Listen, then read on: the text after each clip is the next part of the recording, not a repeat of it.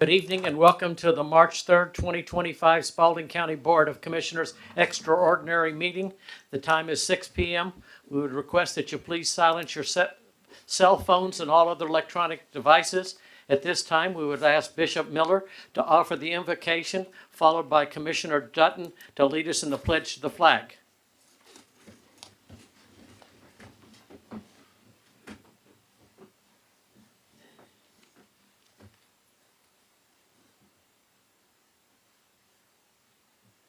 Let's everyone bow your head in prayer. Father God, we thank you now. We thank you for this day. We thank you for your goodness. We thank you for your loving kindness and tender mercy. Father, we thank you for this meeting today. God, we thank you for wisdom, knowledge, and understanding. God, we thank you for every item that's on the agenda tonight, that you give us wisdom, that we have clear understanding on what needs to be done. Father, we give you glory, honor, and praise. And in the name of Jesus we pray. Everyone said amen. Amen. Thank you, Bishop. Please join me in the pledge to the flag. Pledge allegiance to the flag of the United States of America and to the republic for which it stands, one nation, under God, indivisible, with liberty and justice for all.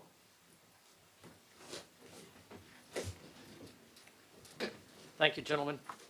First on the agenda, we have a presentation of the financial statements ending February 2025 by the Deputy County Manager, Erica Dye.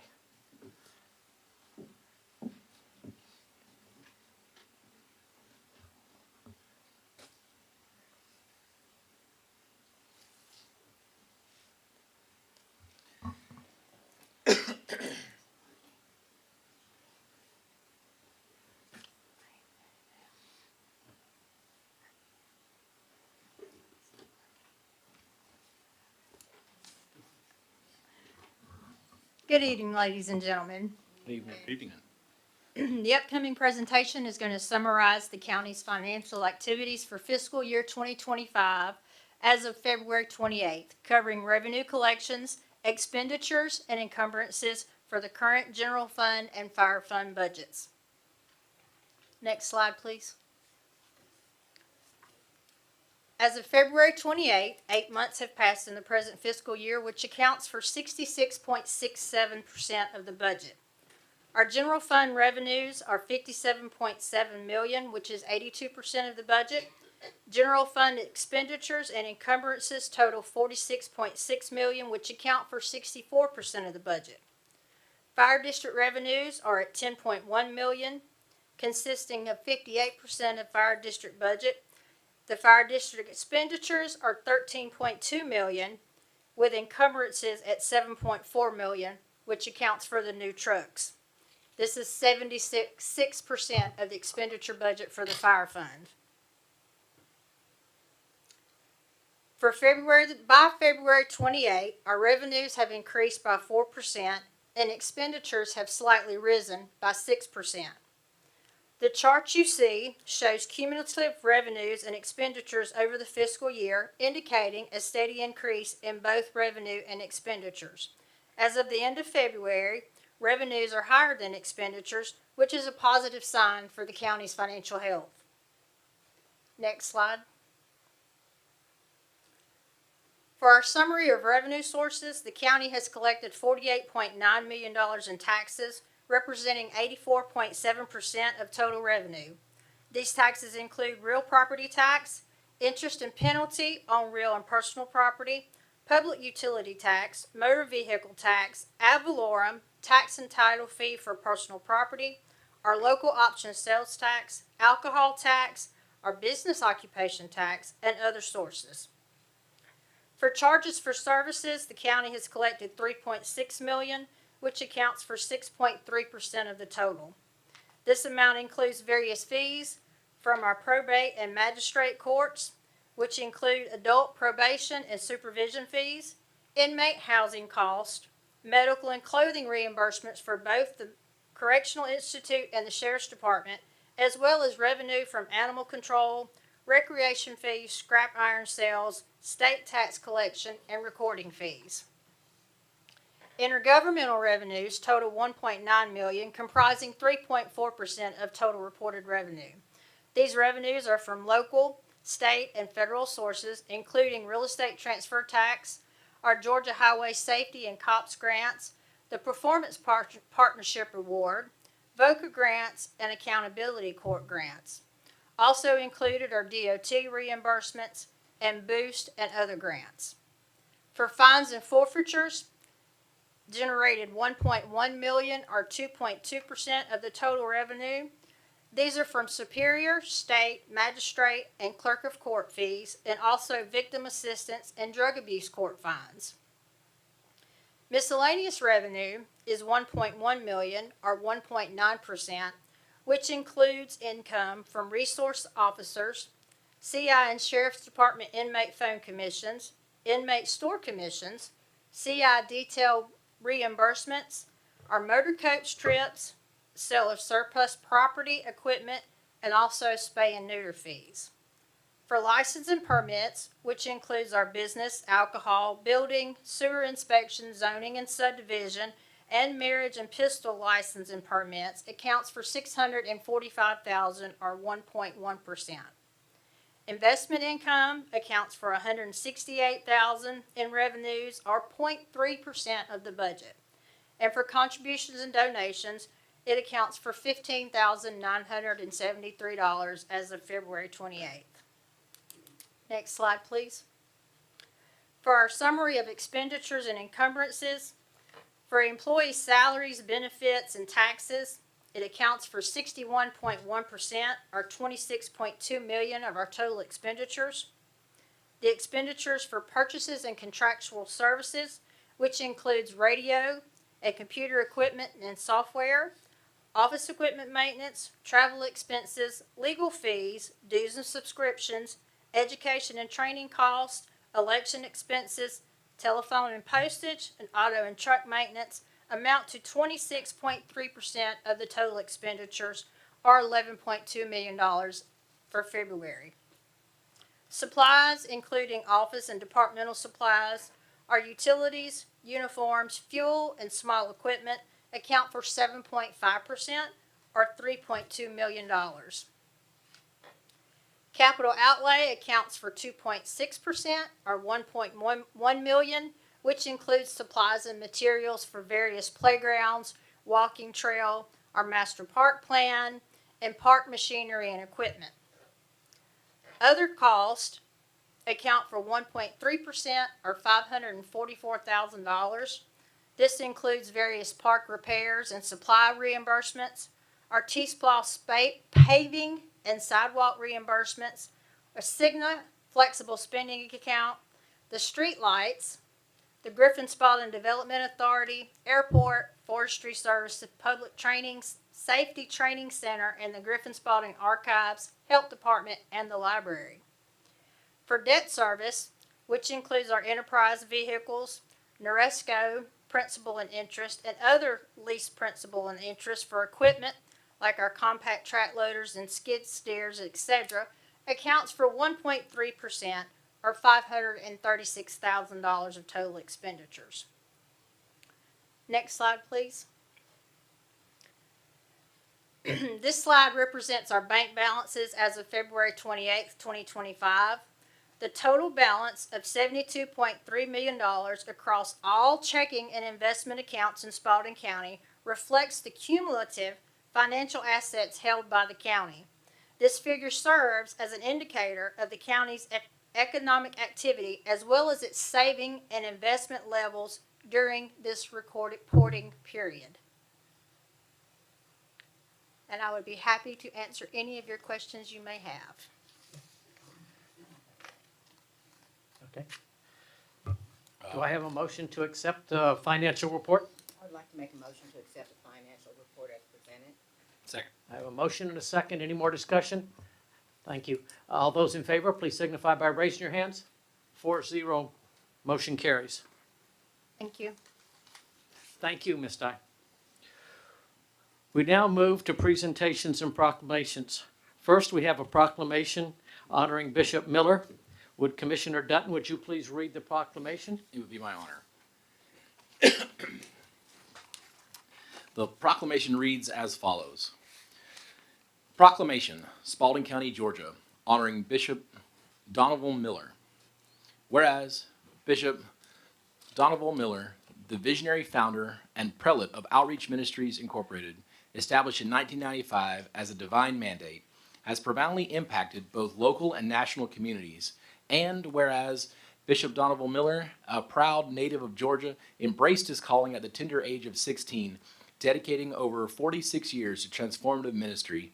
And whereas Bishop Miller serves as the esteemed senior pastor of Mount Olive Outreach Ministries, a beacon of hope with locations in Griffin, Georgia and Barnesville, Georgia.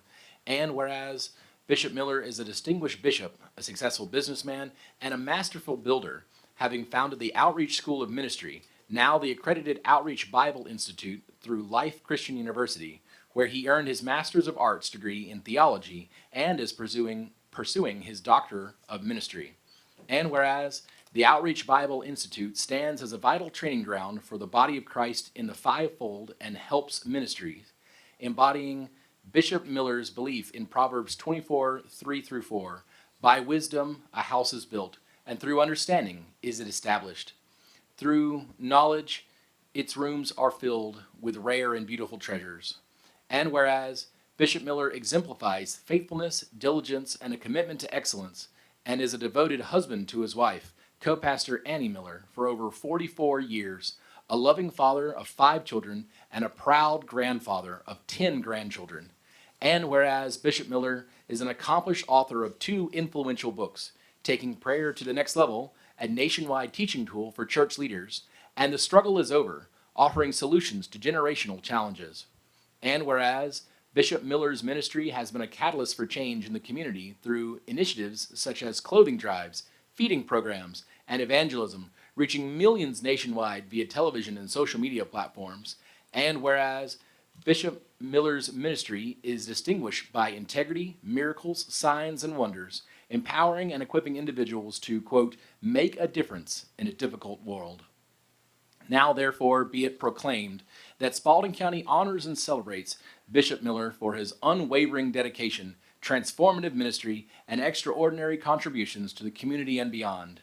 Now, therefore, be it proclaimed that Spalding County honors and celebrates Bishop Miller for his unwavering dedication, impactful ministry, and outstanding contributions to the community and beyond.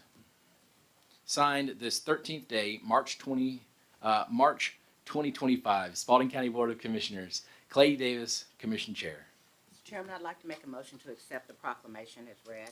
Second. I have a motion and a second. Any more discussion? All those in favor, please signify by raising your hands. 4-0, motion carries. Congratulations. Come All forward. right, let's get some pictures.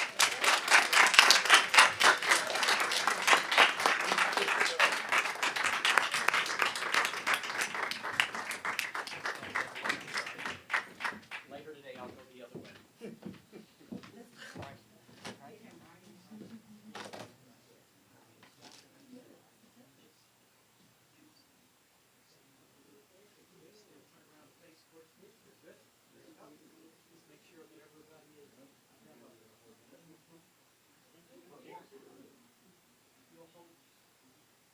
So we'll get one with us as well, and we'll get one with everybody else.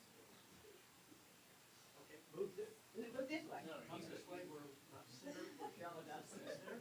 We're doing great. It's just the. All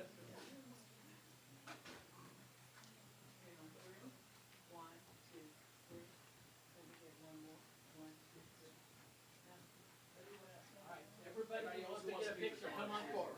This is the time. Well, we're gonna get some of these pictures, and then we're gonna get a picture, okay? Anybody else want just us?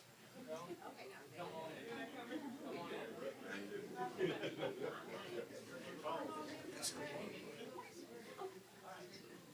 Everybody getting here?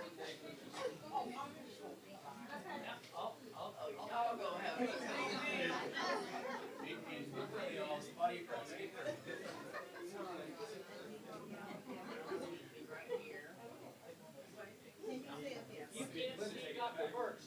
She can't see you in the picture. Fill in right here.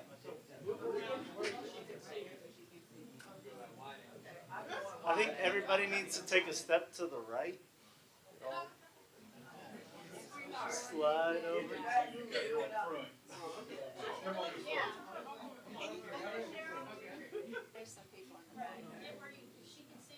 You can see now, baby. Okay, that's good.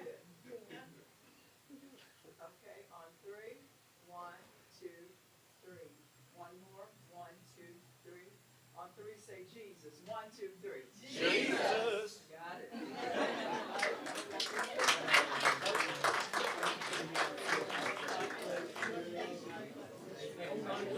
Folks are delusional about their height. Yeah, very much so. Going to the back.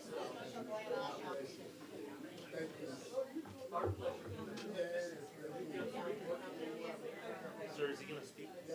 Thank you.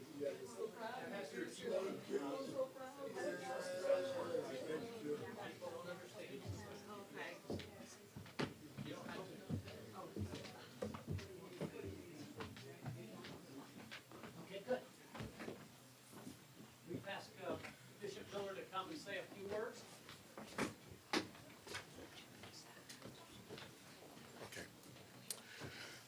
To the Board of Commissioners, I want to say on the behalf of Outreach Ministry, we thank you so much for honoring us me and my wife. Thank you so much. This has been such a journey, so unexpected, but I just thank you all so much for honoring us. Seeing what God is doing in our lives, I want to say thanks. Thank you. Thank you.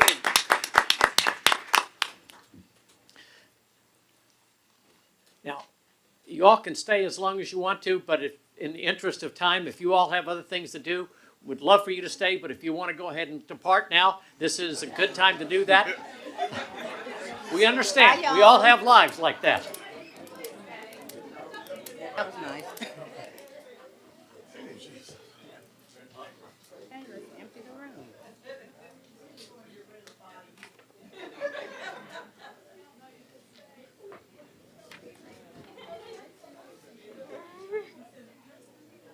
Here, Wednesday.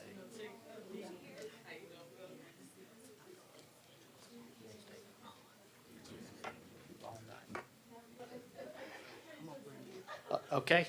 Next, we have a badge pinning for the new Spalding County Fire Department Captain, Juan Guerrero.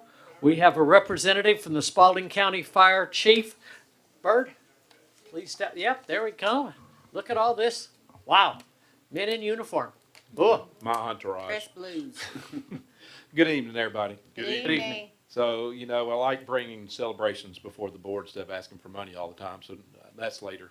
But I do have a celebration for y'all tonight, and this young man, by the name of Juan Guerrero, has been fun to watch raise through his career. I actually met Juan for the first time. He was a student of mine at Southern Crescent when I was teaching Fire One a long time ago. And at the time, I didn't know he could speak. He didn't really say much. He sat in the back. Now I can't get him to shut up. But don't put that in the minutes. But he has risen through the ranks quickly. He's very sharp, very intelligent, and I like him because he asks a lot of questions. He doesn't mind coming to my office and saying, "Why'd you do that?"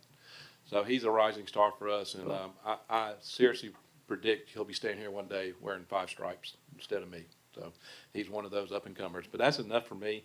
I'm going to turn it over. Our tradition is to let him pick who he wants to pin his badge on. They never pick me for some reason. But they're going to, he's picked Chief Miller, who has obviously been an inspiration in his career. So I'm going to step back and let Chief Miller take it from here. okay. Thank you to our board, Spalding County Fire. Can I get the Spalding County firemen to come up? Y'all know the saying, it takes a village. It takes a village. Yeah. So first of all, I want to start out by saying I'm honored to be before you as the chosen one. But like I said, I want to bring the others up because it does take a village. But I want to tell you a story about Juan Guerrero. Back in 2011, when he started at the fire department, and he started up under a mentor of his that was probably one of the greatest lieutenants in the Spalding County Fire Department history. Man, I tell you, he he advised me that he looked up to this guy. I don't know why, but he looked up to this guy, and this guy not only taught him the skills of being a fireman, but life lessons as well. So in talking to that lieutenant, he learned, like I said, how to be a person first, but also got skills for the job. At that age, I think Juan was 20, 20. Yeah, he was 20 years old, and he just didn't know it. But that lieutenant was very, I guess, proud of him in being that age. He had his own car, he had his own house, and if I had just had that drive at 20, man, the sky would be the limit. You know, back then for me. Um, but I'm not sure whether you guys know who that lieutenant is. That lieutenant is myself. Yeah. So, like I said, we had long talks, not just about the job, but about life as well, and just watching him grow as a person. It really makes you feel like you've really done your job. If you can just touch one person in your career, and I think I did touch that person where I did advise him that he needed to get his education. So what I try to do is try to make it hard for my partners. I always tell all of them the same. Hey, I want you to be better than me, as if I was their parent.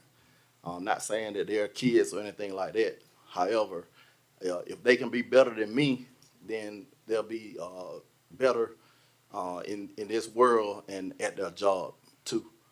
But the thing about it is, I try to make it hard for him. So I'm a battalion chief now. So my challenge to him is, I still want you to be better than me. So he's one step under me, and like T Bird said, he has not that many steps to go to be better than me. So I'm gonna pin him now. And before I pin him, if we could just have a moment of silence. Today is a great day for him. He's here in his body, but in spirit, I'm gonna wrap my arm around him. In spirit, his niece is in the hospital, so I know this is bittersweet for him, but we're here, we got you, and we love you, man. So, want to present this badge to Captain Juan Guerrero. Man, I'm proud of you. I love you. And some of those talks that we had at Station 2, Robert Station, hey, they came true or will be coming true. And we said that we would do it, and we're here. Love you, man.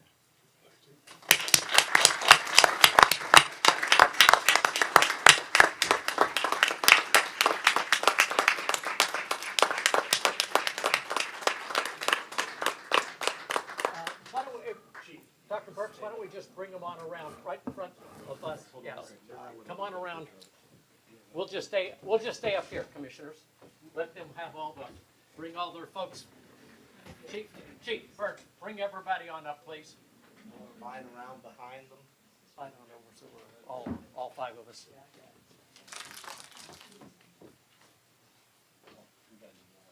All right, come on. Everybody get in the picture. This is the time. We only get a few of these. Yeah, I gotta punch it into him. Airborne stuff. Yeah, that's exactly right. Yeah, buddy. There you go.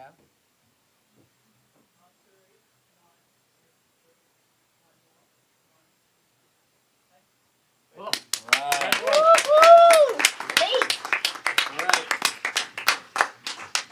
Now the newest captain gets to demonstrate his speaking abilities too. So. Captain, you have an opportunity to come up and speak. You can hide from this as a lieutenant, not as a captain. How you guys doing today? Good. Good. That's good. I'm not a man of many words, but I want to thank my Lord and Savior Jesus Christ. He's brought me a long way.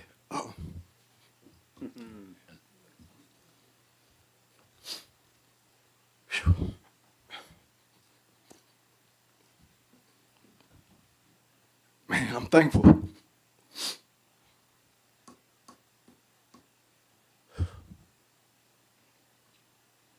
And I appreciate Chief Miller for guiding me through. And I appreciate everybody at the fire department that had my back and just, you know, were my family and that continue to be my family throughout everything. And as I rise through the ranks, I'm very grateful and very grateful to be in this position.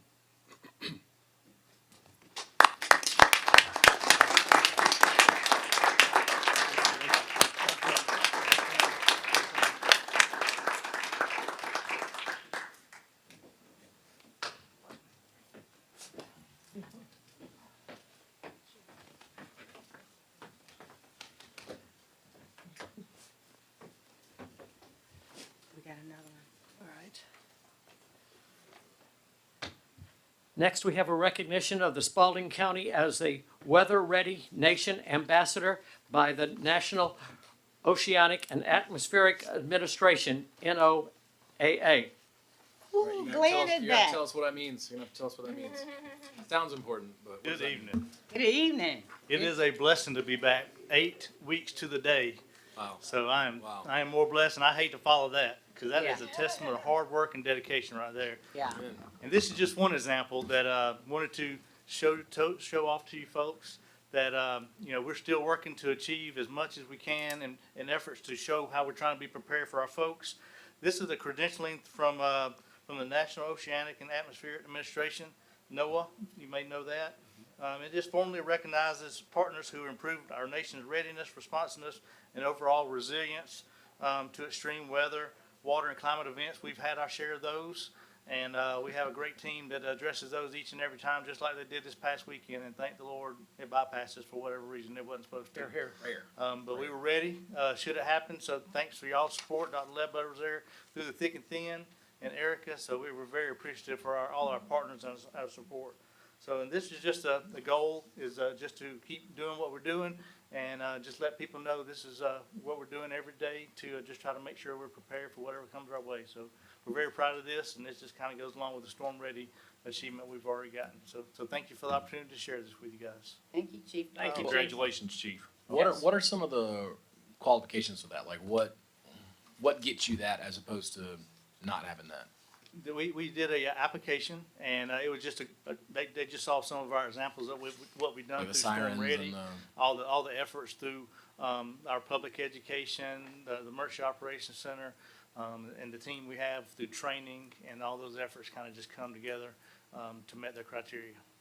If I could indulge me a little bit, I was asked this last weekend, why isn't the county doing more? And I got like 6 paragraphs of, hey, we're doing this and this and this and this. Like, can you specify what more that you'd more like look us like? to do? Like what? And the only thing that anyone could come up with is, and I think she was being serious, was for us to create underground bunkers for civilians to hide in. Is there any certifications for that? And what kind of costs would we be looking at if we built underground bunkers for everyone in the county to hide in during? Would that be feasible, do you think? No, sir. No, I didn't think No, so. sir. I didn't think so. I said I'd put it forward, so here I am. But there's several suggestions. We had someone last year come and suggest switching from a no-kill shelter to a kill shelter to save money, that kind of stuff. And there's always something that you kind of go, I'll ask, but I don't know if underground bunkers for everybody's going to be quite in the budget. But so I said I'd ask. So here we are. That was me asking. Thank you. Good to know. Good to know that that's not. There's no certification that requires that. Mr. Chair, if you don't mind, I would exercise a point of privilege, if that's okay. So you asked the question specifically about what this award actually requires us to do. And I went back and actually did some research on it. This particular award requires educating the public about weather hazards and safety measures. I don't think you could ask for anybody better to do that We agree. than our chief. Collaborating with NOAA and other partners to share information and resources. As the EMA Chief of the Year this gentleman right here does that on a regular basis. In fact, they call and ask him a lot of the questions with respect to how do we do this better? Implementing preparedness plans to ensure the community is ready for severe weather events. Glenn stays consistently updated on all of our plans and is vigilant about making sure that our staff is promoted into training activities to work toward those plans. And then promoting awareness. I can't tell you how many hours Chief Polk has worked in the last week to make sure that our community was ready for the tornadic event that devastated many communities across the southeast over the weekend. Thank the Lord we were not one of those. But almost immediately after the event started happening, people started calling Glenn and saying, "What do you do in this situation?" And Glenn was very readily available to answer those questions. I'm very proud of this staff, very proud of the work that they do for this activity that has hit us severely in the last few years. And this is just one more testament of the great work that Chief Polk is doing for this community. Let's get a picture for Yeah, that's posterity. great. Come on, bring your thing up. Come on. Bring your poster. I mean, it's not often Spalding County people find those standards and stuff. Erica, you gonna get a picture? You wanna be in the picture?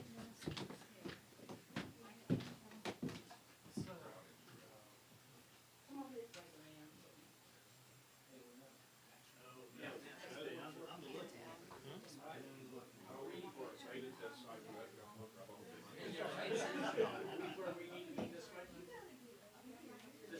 No, that would be this Commissioner's Lounge, that she was trying to give me that. Okay, Ron, thank y'all. Okay, now I can't see you, so, no, Erica, just right there. That, okay, right here. Thank you. All right, on three. 1, 2, 3. One more. 1, 2, 3. Thank you.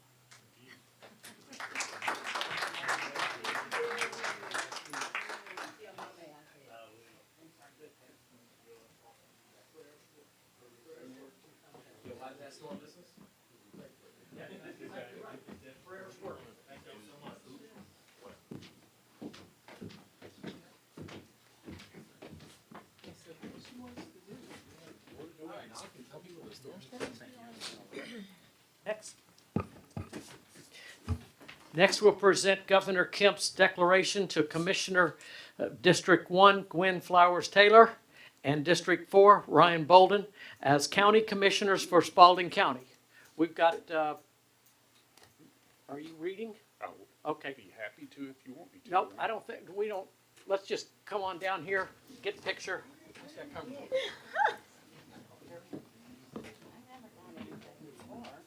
never got one of these. He must really like you.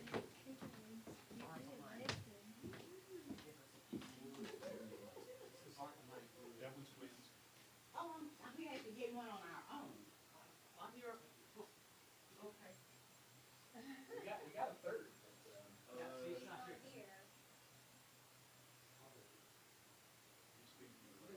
No, you're not. Everybody has to take a step to the left.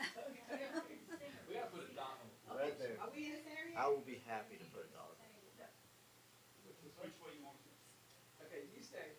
And you all go over to see. There we go. Okay. I don't know why I'm doing this. One more. 1, 2, 3. Awesome. Congratulations to us. Congratulations to you. Okay, I was gonna say, I think, okay. It's the first time we've seen one of those.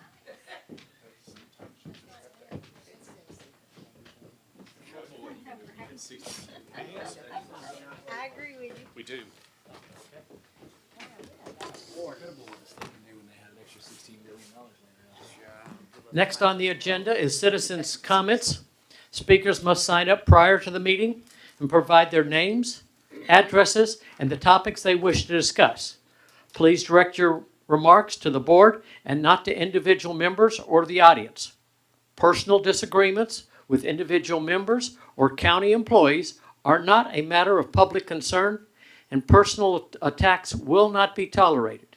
Each speaker will be allocated 3 minutes to speak on their chosen topics as they relate to matters pertaining to the jurisdiction of the Board of Commissioners. No questions will be asked by any of the members during citizen comments. Outbursts from the audience will not be tolerated. Common courtesy and civility are expected at all times during the meeting. No speakers will be permitted to speak more than 3 minutes or more than once unless the board votes to suspend this rule. Dr. Ledbetter, do we have someone to speak tonight? Yes, sir, we do. We have 3 people signed up. 3 of our neighbors have signed up to speak this evening. Please forgive me if I mispronounce your name. Debrica Lewis? Detrica. Oh, I am so sorry. If you would please step forward and state your name and your address for the record, please.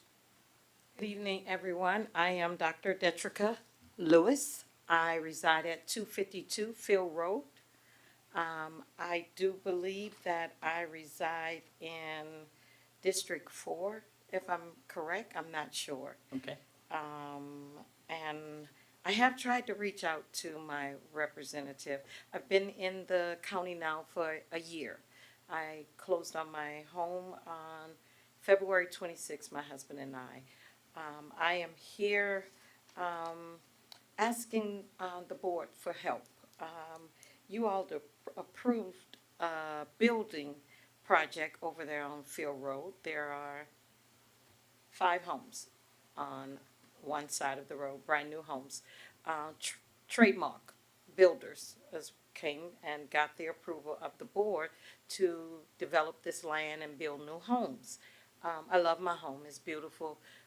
Spalding County has been more than what I actually thought it would be. So I am very, very happy with the interactions that I've had here in the county. So I love being in Spalding. I don't know what I call myself, a Spaldingite or whatever it would be. I am a 28-year educator. I have 2 more to go, and I will gladly retire and teach my grandkids. But we're having the issue is that when the builders were approved, the dirt road was there. Well, with this new development comes more traffic. There are a number of us there. There comes garbage trucks to haul garbage. There comes delivery trucks to deliver building supplies, Amazon, as we know, FedEx, all of those things. Well, the dirt road continues to get potholes, and the gravel road isn't going to withstand that amount of traffic. And Mr. TJ has been very, very wonderful and nice to us. As he said, they're only allocated 2 road repairs or fill-ins for the year. Well, with this new development, 2 just isn't going to do it. It's going to take more time to come out to take care of that road. And we're asking for something more permanent on that road. I understand the new technology that has been generated has not yielded great results, but we need something that's more than a dirt road. For some reason, the potholes are at the end of my driveway, and I have to play race car driver. I wouldn't mind going over to the Atlanta Motor Speedway and learning how to do that, but I don't have that skill to drive that fast. So I'm here asking and seeking help. We also have a drainage issue. We have standing water that sits at the end of the road, and that's the city, that belongs to the county. That's the city. So we're now paying all of these taxes to live on a pothole-filled road and water standing road. So I'm asking for help. Thank you, ma'am. Thank you.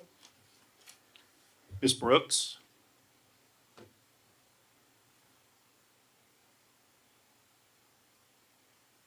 Ms. Smith?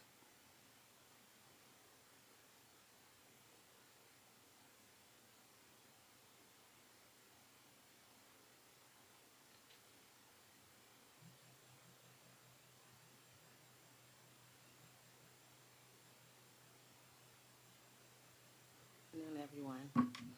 Good afternoon. Evening. Pull the microphone closer. Pull the microphone closer to you. Thank you. And if you would state your name and your me? address for My the name record. is Millicent Smith. I live at 248 Field Road. the first one that spoke. She's my neighbor. So we going through the same things. So I don't want to repeat it over. But we do need help. And we would appreciate if y'all would just help us with that. You know, because our cars, not just our cars, like, it just needs to be done. You know, and if y'all could help us, that would be a great appreciation. Thank you, ma'am. Okay, thanks. That's all who have signed up this evening, sir? Okay, Mr. Chairman, I wanted to ask the county manager something about the comments that were made.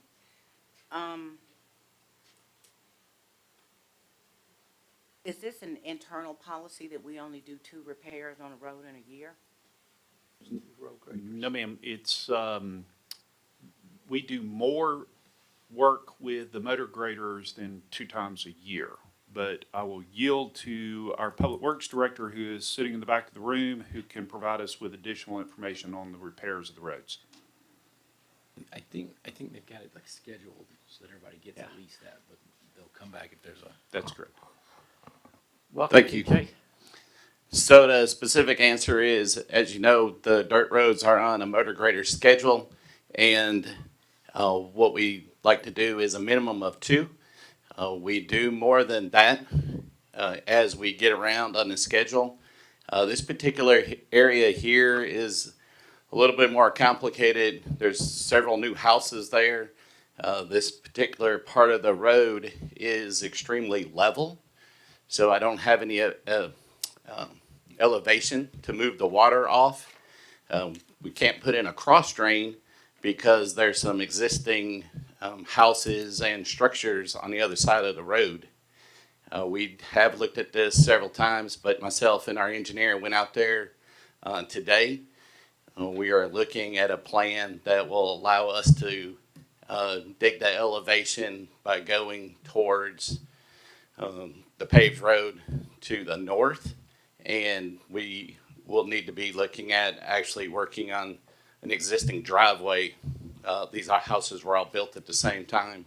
So I think if we could get the depth that we need without causing a danger to the road, because it's only about 15 foot wide, then we should be able to handle this. So we're doing everything we possibly can. The potholes is because the water does sit in that area, and so that allows the moisture to get under the road. She is correct. There is water in those ditches at this time. But it's about a 400-foot stretch uphill both ways. So it's a little bit more difficult than normal. So my concern, while I understand that when you say motor grader, you only use a motor grader, you don't use, did you say you don't use a motor grader on dirt roads? No, ma'am. That's what the motor graders are for. We keep them on a schedule. When I do talk to citizens, I know that I could get 2 a year. Typically, we get 3 and sometimes even 4 rotations. So how many miles of dirt roads do we still have? We have 82 miles, and so each of the schedules includes 42 miles. So my concern right now, TJ and county manager, is that it is our responsibility to provide drainage off the road. And so I don't know that that will fix the stuff that's happening there, but certainly any water that is collecting and creating potholes is going to leave the road basically down to rock.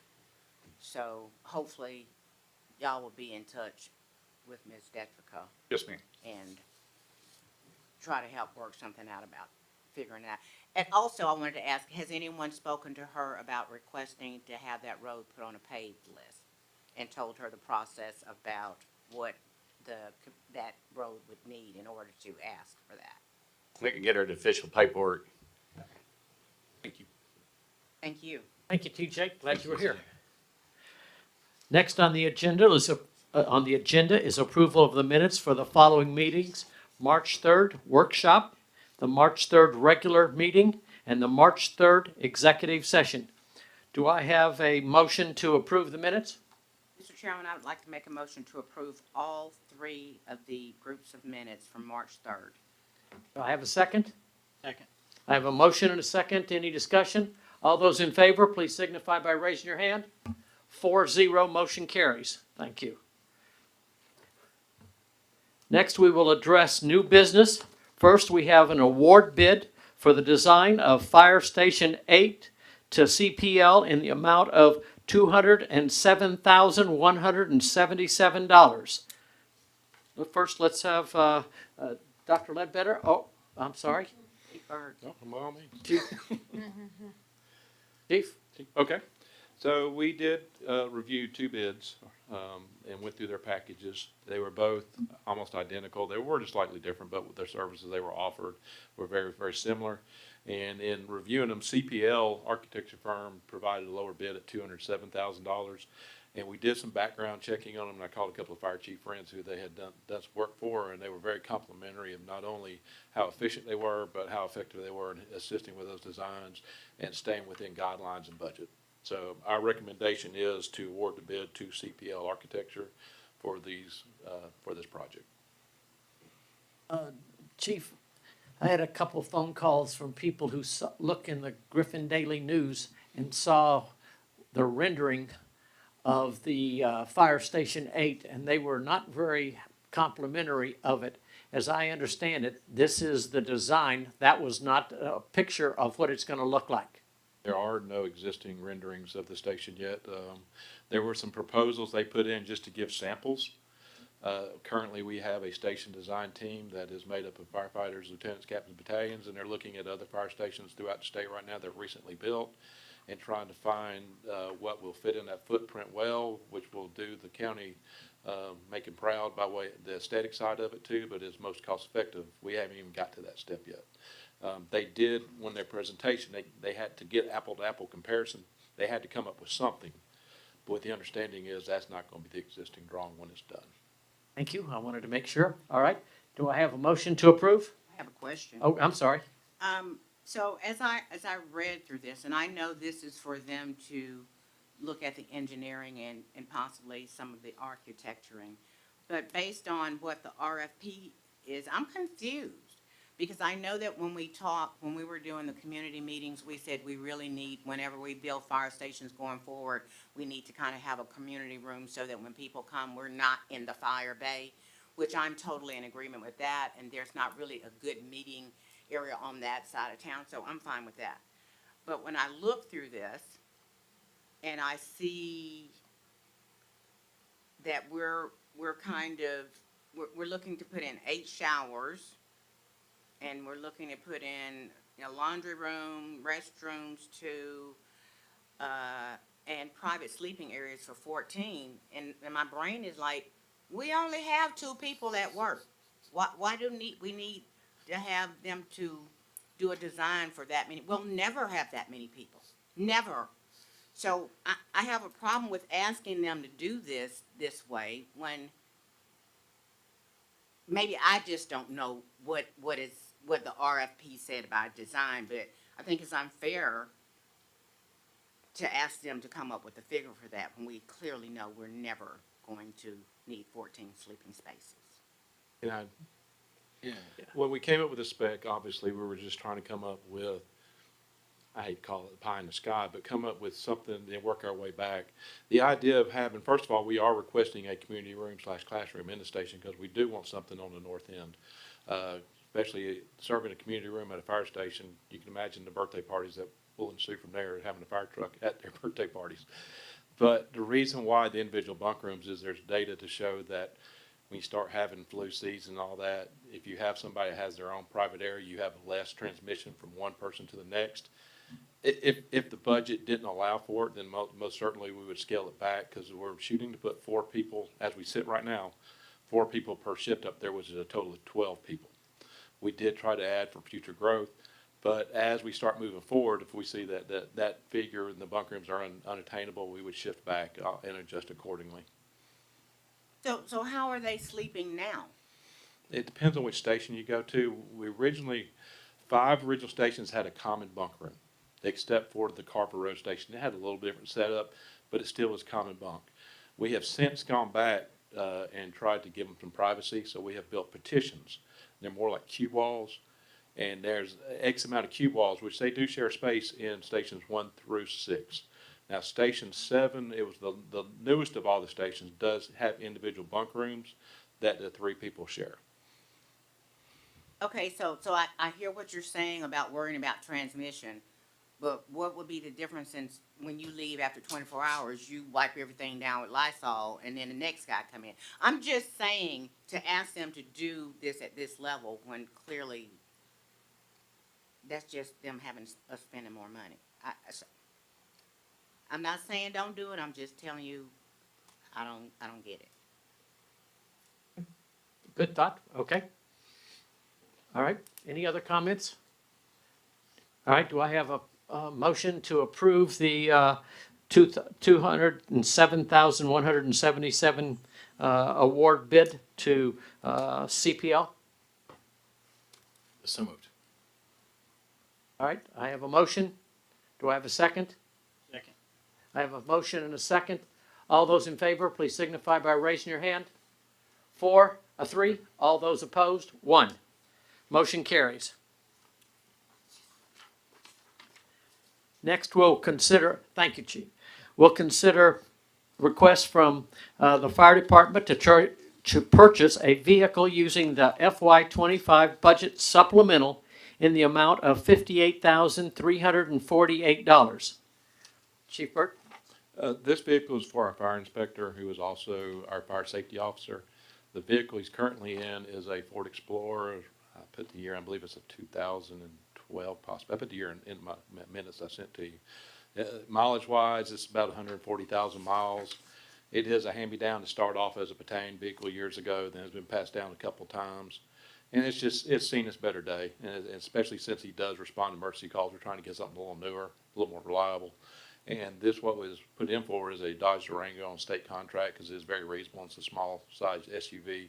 And being a fire investigator and fire inspector, he does carry a lot of stuff with him and provide him the room he needs to carry all his tools for doing investigations and inspections. And also the light package, which is unfortunately an extended expense, but it is included in that request. And what we're asking for is to be able to find the money in our current budget to go back and be able to buy this vehicle and go ahead and order it. What did you say that last two sentences was? Did you just To find the money in our current budget to go back and purchase the vehicle. Okay, because it looks like that the request was for it to come from the supplemental budget. It's the fire department supplemental. We do have money set aside for this in their supplemental. They have not spent all of their fiscal year 25 funding. They were very frugal with their budget monies this year. So we do have the funds available in the fire fund for the purchase of this vehicle. So I wasn't even aware that there was a supplemental budget for the fire department. It is a supplemental based on List. their savings, not based on the supplemental budget from the general fund. There's a list that they put their supplemental stuff on. Supplemental is pay as you go. So as they save money along the way, they can reach down into the supplemental and pay the things. These are things that were requested but couldn't be afforded the first time through. There was a fire fund supplemental. It was not, It was not in our budget, because I don't remember seeing Was a a supplemental request would be a statement. better way, I think, looking at stuff we put in there we could get if we could find money later in the budget. Yeah, it's pay as you go. They have to. Okay, and so, I guess my thing about this is that we don't know, I get it. You did something here and it, instead of it costing you $50,000, it cost you 30. But where's the running total for where that is? And we're just at, what we are, March, April, May, June, July. So we're 4 months before the end of the year. yes ma'am, 3 months. So, and you can already project that you have saved this money already? Yes, ma'am. Okay. I just want to make sure Pay as you go. where it's coming from. The supplemental list is all pay as you I go would stuff. like to see their supplemental list though, because I really don't remember the fire. I remember supplemental list for the general fund, but not for the fire department. Okay, Okay. all right. I think we have a motion and a second. Do we? I'm No, looking- no, I you started do not. asking a question. I would like to make a motion to approve the request for the fire department to purchase, out of the FY25 budget, a vehicle for $58,348. I have a motion. Do I have a second? Second. I have a motion and a second. Any more discussion? All those in favor, please signify by raising your hand. 4-0. Thank you so Thank much. you, Chief. Thank you, Chief. We will now to consider a bid of E.R. Snell Contracting Incorporated for the 2025 T-Splosh resurfacing projects in the amount of $4,855,518.65. Thank you, Mr. Chairman and Commissioners. This will be year 4 of the designated T-Splosh road list. This year will be 17 roads, approximately 13 and a half miles. Of note, this does include the entirety of Jackson Road. This will be a full depth reclamation. We own, right? Correct. Right. That we own, yes. Yes. Entirety of Jackson Road Spalding is- County's Jackson We Road. don't own most of it, okay. And that'll be a full depth reclamation, so the entire road will be coming up and rebuilt. This is 100% needed in reference to the traffic on that road. When you get down to where the Dollar General warehouse is that county road or is that Butts County? Is that Spalding County or Butts County? We stop right to the west of the semi-truck entrance. So in front, in front, So the part that they fixed up because they're bringing in big trucks, we're not going to repair. That is not in Spalding County. It stops right at their driveway. Okay, so up to that. Yes, ma'am. Does this include any of High Falls Road? It does not. We gotta get some love out there. There's some shoulders that are falling out. So our road assessment survey should be complete by the end of next month, and that'll give you guidance on the next roads that would be needed for consideration in SPLOST and or T-SPLOST.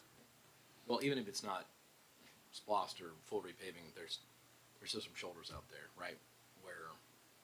Where your car Bucksnort. fall in a hole. Yeah, where like Bucksnort comes off, and it really seems like the road should go straight here, but because that's another road, but yeah, then there's some holes that they're pretty substantial. Is this who has done all of our previous paving under this T-Splosh? Well, the first year it was not. So the Snow worked for us approximately 4 years ago. So my question was, so who's been doing our? C.W. Matthews. it was E.R. Snell for year 1. Right. And then C.W. Matthews for year 2 and 3. And now E.R. Snell is back for year 4. That's the low bid. Who did the work on West Ellis? We had to get after him. That's C.W. where I'm going. Matthews. That's where I'm going with that. That first year. That was C.W. Matthews. No, I thought you said Snell was the So first. E.R. E.R. Snell. Snell was the first year. Right. And that we would have been didn't. the second year. Would have been. It's the Sec- second year it that was. we had a problem. That's correct. That was Okay, C.W. I Matthews. just want to make sure because that was a hot mess. They Okay. fixed it. They did. But why did we have to get you to come back and fix it? Do we have a motion? All right, do we have a motion to Motion. approve and a second? Second. Motion and a second. Any more discussion? All those in favor, please signify by raising your hand. 3. Quentin, did you? Uh-huh. Oh, I'm sorry. 4. Motion carries. This is one of the best things that Spalding County, as far as I'm concerned, has been doing over the last 3 or 4 years, the T-Splosh to get these roads fixed up. Next, we'll consider a renegotiated contract for the lease of the GSP building in the amount of $1. Mr. Chair, the staff met with the Georgia State Patrol representatives last month. Myself and Lance Griffin met to discuss the opportunity to move forward with the lease program for the GSP building located here on Memorial Drive. We did some painting, which was their requirement for moving us forward with the lease.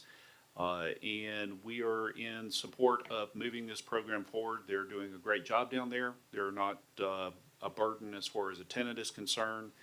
And they are looking to move forward with the community for an extended period of time. And staff's recommendation is for us to move forward with this negotiated lease. They have a new awning out in the parking lot. Did we do that? Or We did. Did they pay for it? Did we pay for it? They paid some for it. They do invest a little bit of money. But as a lease for this program at $1.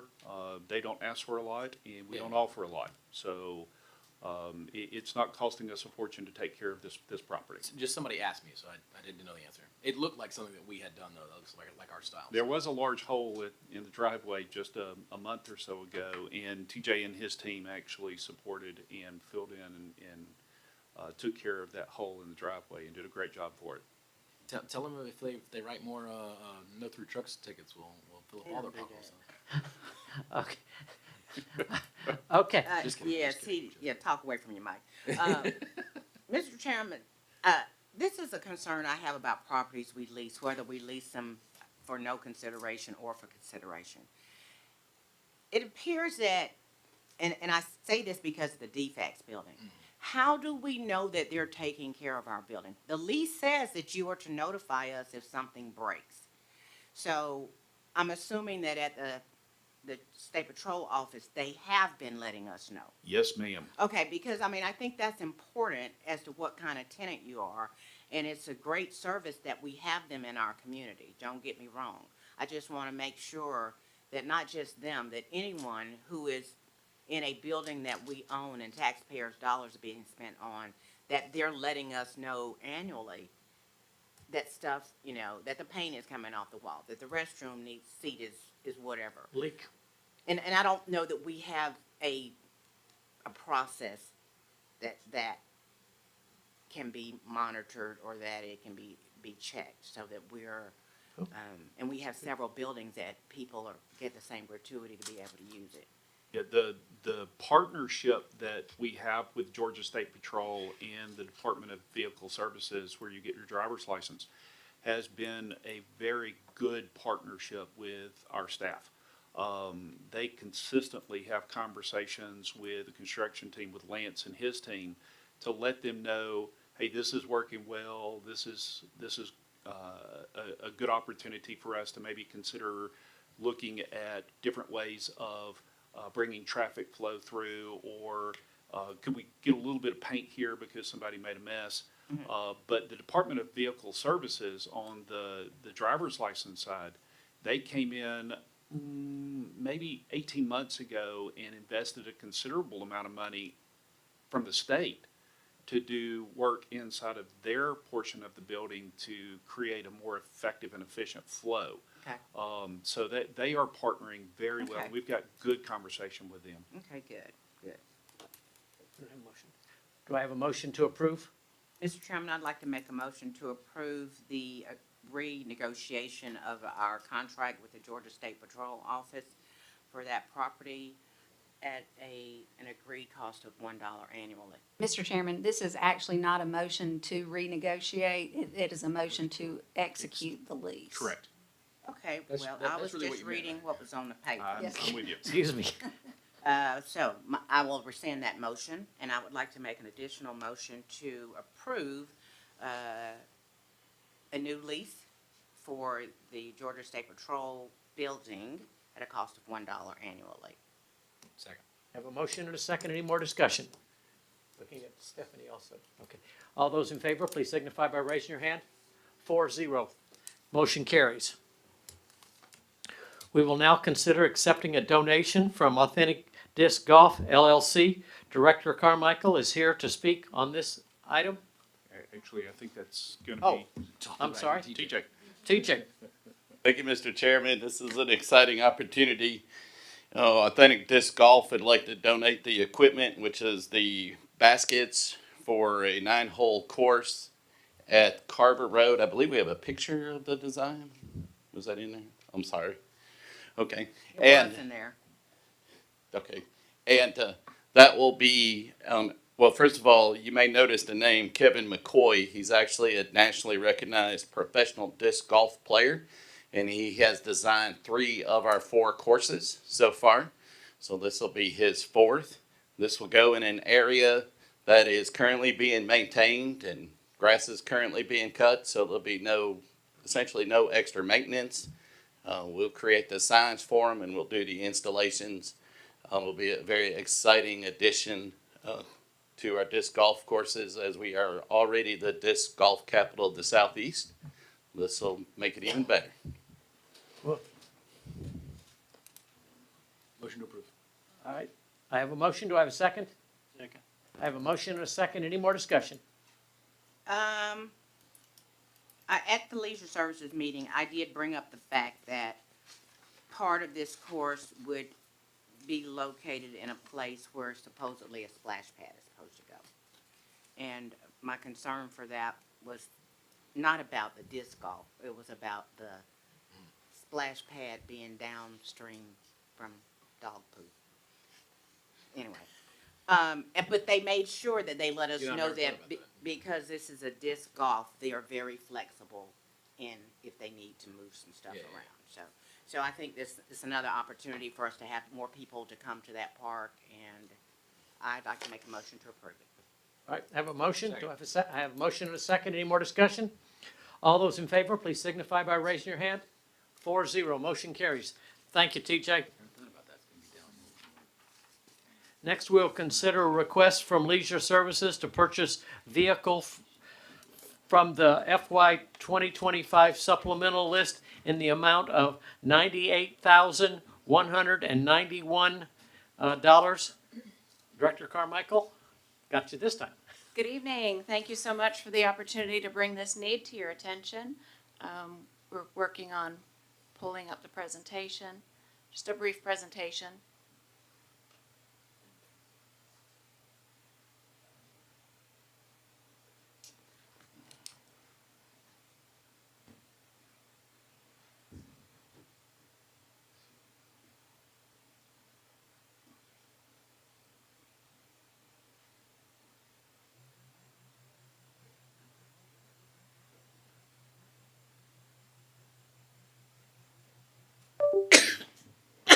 Completion. God bless. Bless you.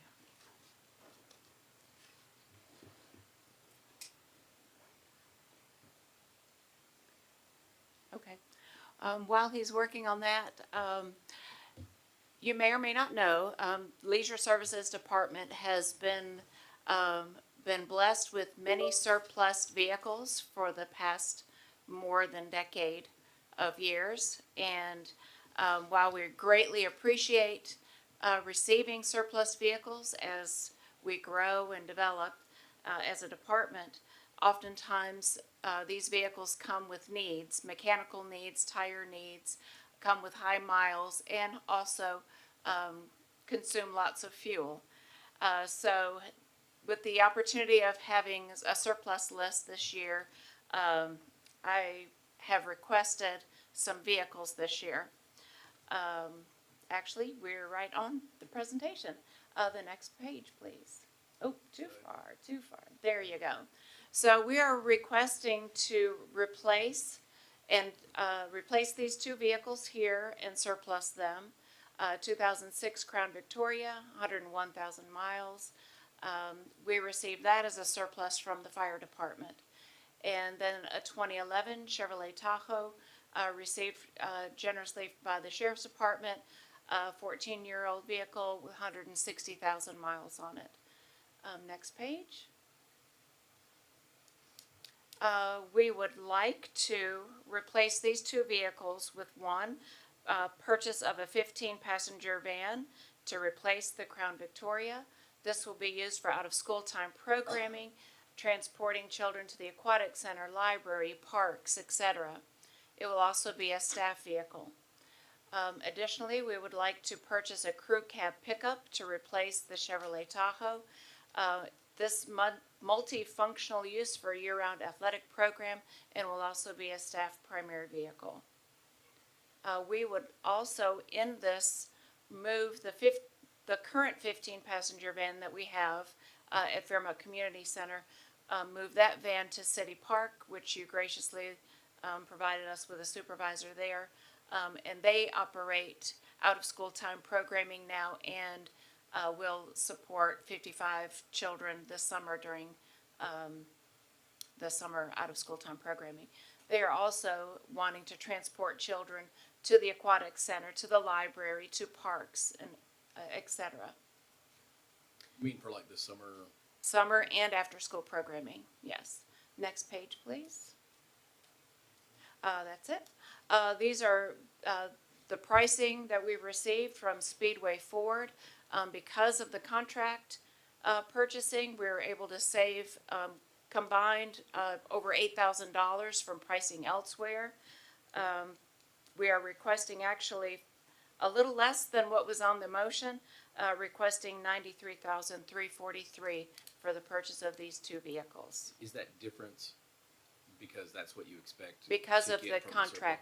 contractual contract. pricing, we were able to reduce prices. Say the cost again, 93? $93,343.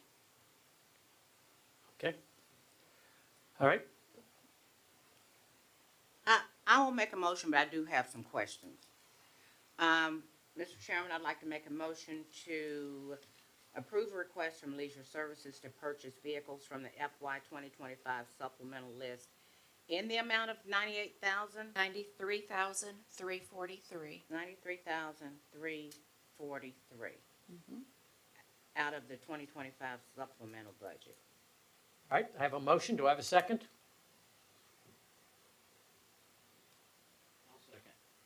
All right, we have a motion and a second. Discussion? So Kelly, I wasn't aware of this 2006 passenger van. My understanding was that there was no vehicle available because every time they've had summer camp, they've not been able to. Last 3 years since they took the original van and used it for inmates. Why haven't they been? We've had the 15 passenger van at Fairmont for several years. Okay, but why did they have to get the school bus to go on trips? For field trips, that's when you're transporting 55 children at one time. Okay. So last year with the opening of the aquatic center, we were juggling that one passenger van from Fairmont to City Park in multiple trips just to get children to the aquatic center. So, and my concern about this is that the first 1 year we were doing a summer program, the summer camp. We had promised parents that part of the fee with that, we would transport kids on field trips.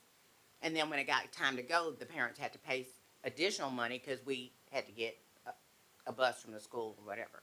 So I just want to make sure that, this is, I didn't know this other bus existed, and I was sitting there saying, how is City Park going to be able to, City Park and Fairmont and Ambucks or whoever going to be able to use that same bus?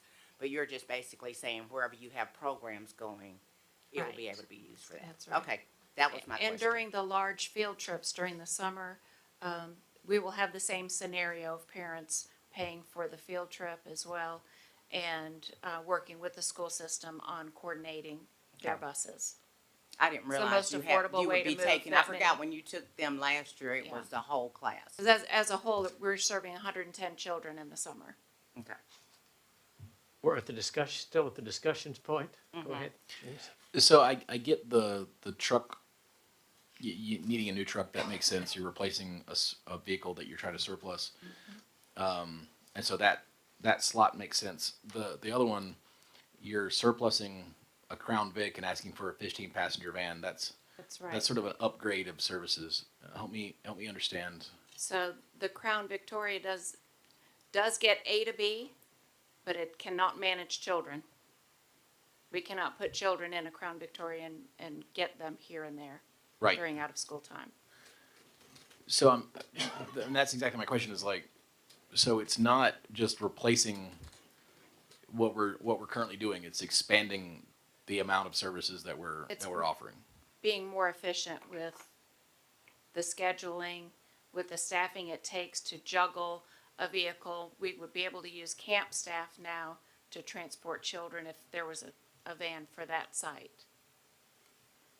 So you would need 2 drivers to transport children now instead of just one. We have one at one site and one at the other site. And right now you just have one, right? We have one. So you're going to need an additional passenger van instead of a Crown car, Vic. and an extra driver for that. That would be a camp staff person.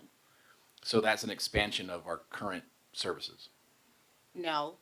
It's actually being more efficient because we would have to pull another part-time recreation staff and add them to just transportation because we're juggling kids from here A to B and managing only 15 at a time.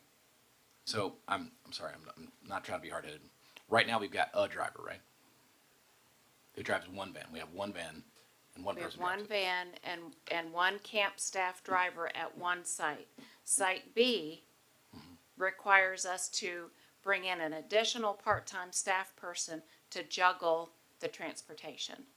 How is that handled? I don't understand. Right now.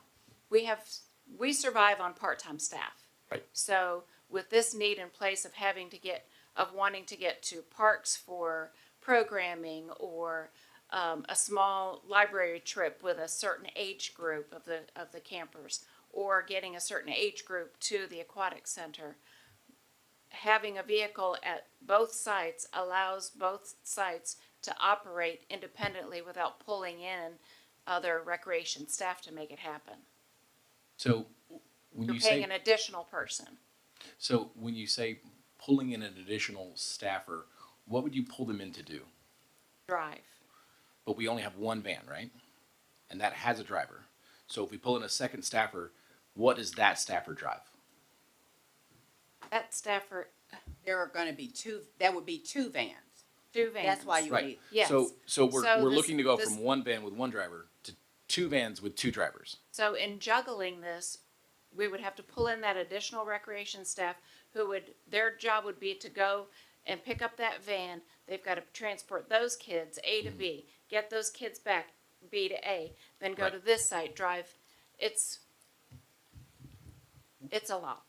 We're also calling in favors from the school system to bring buses, and we're paying for those kinds of things for them to transport kids. if we can help him understand, help Commissioner Dutton understand, this is not an expansion of services. No. We had a bus, we had two buses, and the original bus from Fairmont was taken in order to drive inmates in. And then it went from being the inmate bus to being used at the senior center for Meals on Wheels.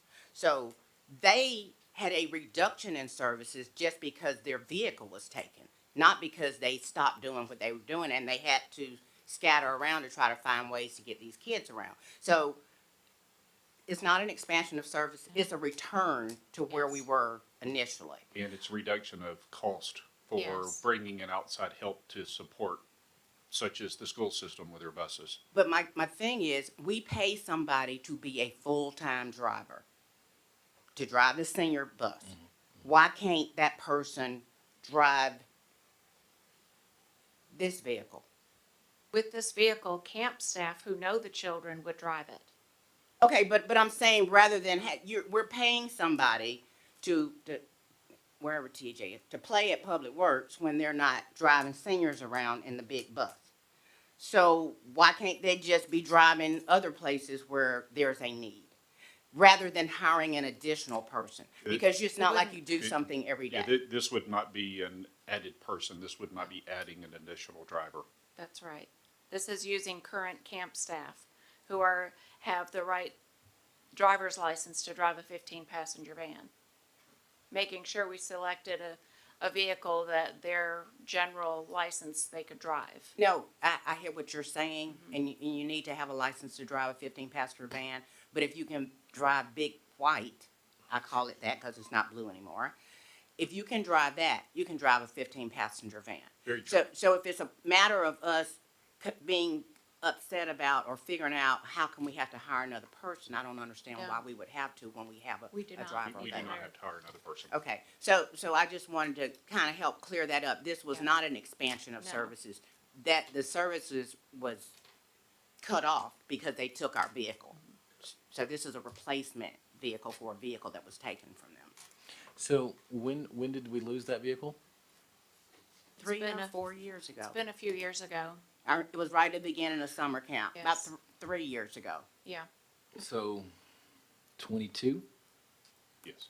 So 23, 24, and then this year, how many vehicles have we had to drive and for leisure services? One, So for kids. how many No. for children? Just the one at Fairmont. Okay. And now you're asking for a second one or a second location to drive more kids, right? We're going to move the vehicle that's at Fairmont to City Park and provide Fairmont with the newer A van. new vehicle. So then you're gonna have two vehicles, where you once had one vehicle total. And we're surplusing another vehicle. Right. So where you This once isn't had. a growth in fleet, it's a replacement.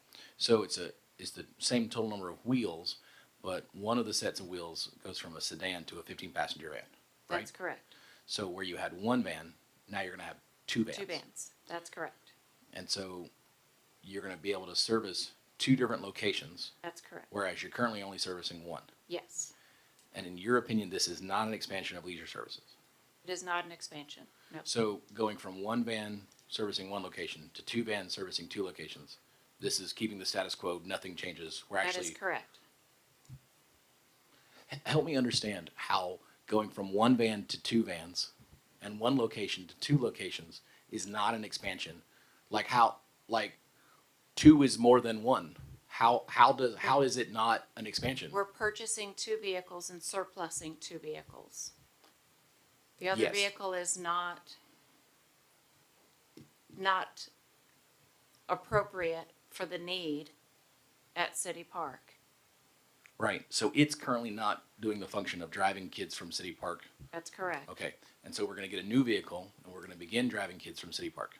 That's correct. So this is an expansion of services at Not- City Park. It's not an expansion of service because last year, for an example, last year, the driver of the staff at Fairmont, they brought their children to the aquatic center. Then they brought their children back. Then we had to pull in an additional staff member to transport with that vehicle for City Park. And now you'll be able to do both of those things at the same time Yes, for for $55,000. yes, Okay. And so for $55,000, you'll be able to do something that you're already doing faster. much more efficiently. So it's gonna cost less efficiently, like you said, efficiently. So it's gonna cost less. She's never said it's gonna cost less. She's using the word efficiently. I'm trying to understand. Efficiently, time-wise. Time-wise. Okay. Yes. And staff-wise. Time, staff, Because someone who's schedules. driving cannot be there to work with the kids. If they are a camp staff person, am I understanding that correct? Camp staff can drive the vehicle. That relieves us of the need to have to bring in someone else to do all this running back and forth in between facilities. They will have their own staff drive their own children to the own planned sites so that campsites can have a little more autonomy as well. Mr. Chairman, so I want to try to do a little bit of an analogy. Before we got our new planning and development person, we didn't have a planner, we didn't have two planners, we didn't have all the permitting people. We just had somebody who was a planning and development director who was doing all of that. Prior to the last bubble bursting and money going bad, we had all of those. When we began to replace them, it wasn't an expansion of our service. It was bringing our service level back up to where it was. This is, to me, is no different. We had this in place. It was taken from us. They had no power if they needed the van for inmates. Never given back. And somehow they have managed to try to run this service haphazardly and not efficiently. And now they're asking to have the van replaced that was taken from them. That's not expanding the services. It is the same thing that happened at planning and development. It's the same thing that happened at code enforcement. We're not increasing service. We're bringing ourselves back up to the level that we were operating at before all of these positions were cut or these changes were made. I'm just saying that's the analogy that I look at when I see where we're going from bottom to top. My issue is a little bit different. This is still pay-as-you-go. This means she had to save money somewhere along the line to be able to ask for, because this is off the supplemental list. So somewhere in the line, she No, had, the supplemental budget Was there- last year was money additional. It is not money that came from saving. Money from saving would happen in the next budget. There was a specific number that was associated with the supplemental budget. There was a dollar number and it was budgeted for that. We just chose not to do the supplemental budget. until, We chose not to do the supplemental budget until the project came up, and then we looked at each project as it came up. So there was money allocated in the budget for it. There won't be money next year, because that's the money from 100 people not having a job, which now 95 of them do. So going forward, there won't be a supplement, but this is not a pay-as-you-go. I think it's great that the fire chief was able to do that. But this is just things that people requested anyway out of that fund that's already there. So that money is there. Am I correct, Mr. The County money is there. manager? The money is there, yes. the ma'am. money was in our budget. The money was a supplemental, and we made sure that we would not have to use any of those funding mechanisms from bringing money forth from last year based on the 100 people not being employed. And we do now have the funds available for us to satisfy this requirement. It's my goal to continue to roll back the military every year. And as long as this still allows us to do that, then okay.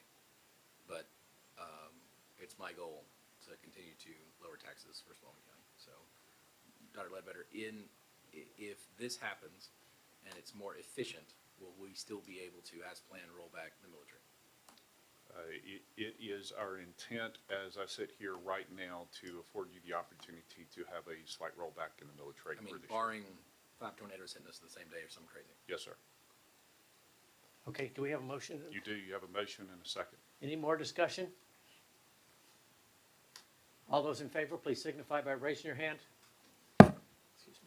4-0, motion Thank carries. you. I do want to share with you one more slide. Also on our supplemental list were senior nutrition vehicles. However, I'm choosing not to request senior nutrition vehicles tonight. We are very fiscally responsible.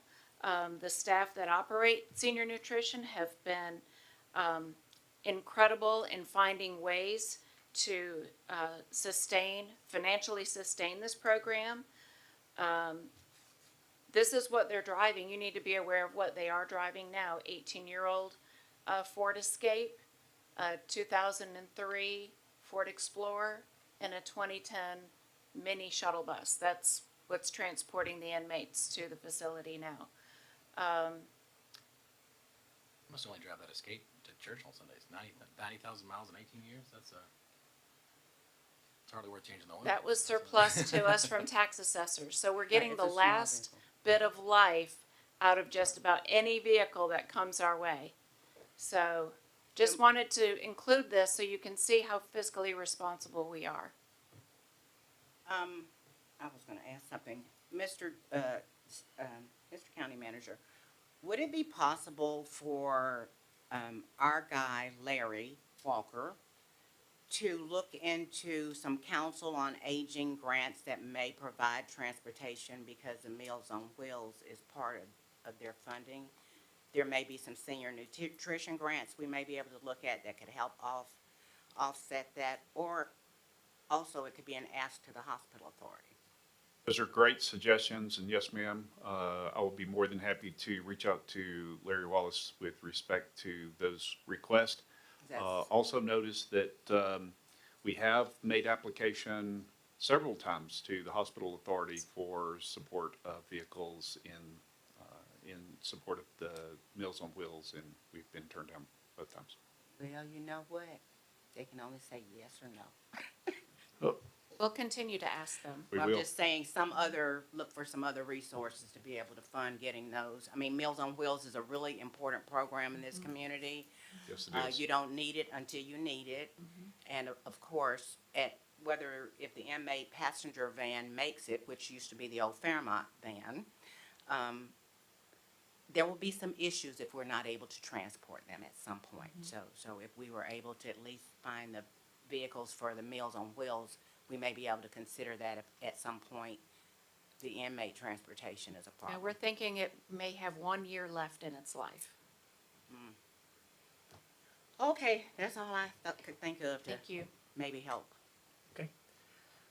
We will now consider a resolution regarding an amendment to the local legislation. County Attorney Stephanie Wyndham will provide input on the item. Thank you, Mr. Chairman. This is at the request of Representative Beth Camp that the Board of Commissioners support the resolution that has already been approved by the Board of Elections and Registration. They had requested some changes to their local enabling legislation. It would address the fifth member of the Board of Elections, which is appointed by the Superior Court judges, and allow for removal at any time for cause by a majority of the Superior Court judges of Spalding County after notice and a hearing. And that is only for that fifth member, which is appointed by the judges. Also, that the Board of Elections and Registration would be allowed to simply comply with the provisions of the open meetings law as opposed to the more stringent requirements that they are currently under, which do not even allow them to have an emergency meeting because they must provide 24 hours notice for any meeting, and that is absolutely unsustainable in an election cycle. This year we had to convene a meeting at the beginning of early voting and recess it so that we would be able to just go back into that same meeting if we had an emergency need. And that we had to do the same thing during the regular election cycle as well. It also just changes the title of election supervisor to elections director throughout. It provides that the elections director is responsible for the selection, appointment, and training of poll workers and employees. Currently, that is the Board of Elections that is responsible for those things, and they are required to delegate that authority to the elections director by resolution each year. It's her job, and this just clarifies that she is the one that is required to do it. Have we had a director before in the elections department? It's the same No. as the supervisor. No, but it's not, because there's a difference in the pay from a supervisor to a director. I just want to correct you on that in terms of the pay that we have here. So you can go ahead. I know nothing about Well, the, I'm sharing the that pay with you scale. now. It's different.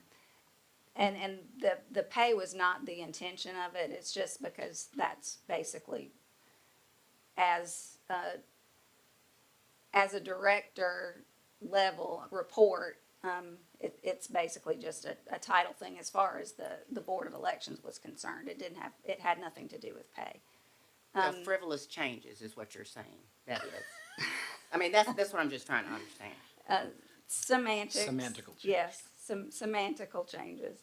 And also that the Board of Elections and Registration would be able to hire legal counsel of its choosing or may choose to be represented by the county attorney. The prior legislation had indicated that they must be represented by the county attorney and that the county attorney was the one who would determine whether or not there was a conflict of interest. And I never felt that that was appropriate. Where exactly is that in the enabling legislation? Because I didn't see that in here. It's in the House Bill 786. It was also at the end of that legislation as well. I've brought that up before, that's just a weird thing to. It's part of Section 14. Had a very Yes. specific issue they were trying to. So They were I understand what you're saying, but I think that it's a problem when anyone that is doing work that has to do with the public not follow the rules for the Sunshine Law. Because, no. This says that they have to follow the Sunshine Law, not No, I that they thought don't. you said they wanted to No. change the rules so they don't meet the stringent requirements. No, they are currently required to do things that are more stringent than the Sunshine Law, believe it or not. Such as? As punishment. such as not being allowed to hold an emergency meeting. An emergency meeting can be called at a moment's notice, whereas their emergency meetings would have to be called at 24 hours notice. Just like ours. No, your emergency meeting can be held at a moment's notice as well. Special called meetings require 24 hours notice. So what kind of, I mean, I can understand here we may have trees fall on the ground or the building caught on fire, somebody blew something up. That's an emergency. With elections, what kind of emergency are they having in the elections office? with elections, you could have a voter who is being challenged at the location. That voter can't vote unless there's a meeting that is held where, and the challenge is looked at by the Board of Elections. If they're voting on election day, they don't get to vote because we can't have an emergency meeting to consider that elector challenge. So Or what if I hear voting what station you're catches on saying, fire but and someone got if killed? someone shows up on elections day and they can't vote, they're given a what is it? Provisional. Provisional ballot. That has been the way it's been all along. Why is there a need to change that now? Because I've taken 25 at least people from their polling place back over to the elections office because they were not allowed to vote, and all they were told was that they could do a provisional ballot. And that's true. They get their provisional ballot, but all of the additional counting requirements and all of the additional audit requirements that are in place based on the things that the state is now requiring, it makes it so much more difficult to not be able to call a meeting within an hour if something is going wrong at a polling place. And for example, in 2020, there should have been an emergency meeting called when they couldn't open the polling locations across the county because there was an issue with the poll pads weren't working. And they could have then, at that point, done that. In response to that, the legislation went so far the other way that it took away their rights to do anything that the Sunshine Law would allow any other agency in the state of Georgia to do. They're required to post not just a notice, but also their agenda 7 days in advance of a meeting. Nobody else has to do that. Nobody else in the state has to do that. What is our requirement, Steve? As soon as practicable is the law. Your notice must be posted 7 days prior, but not your agenda. Your agenda is as soon as practicable. But that's not listed, that particular thing is not in here about the agenda, is it? This takes all of those extraneous requirements out and just says that they would be required to comply with the provisions of the open meetings law. Okay, what and section the is open that? records law. What was that section again?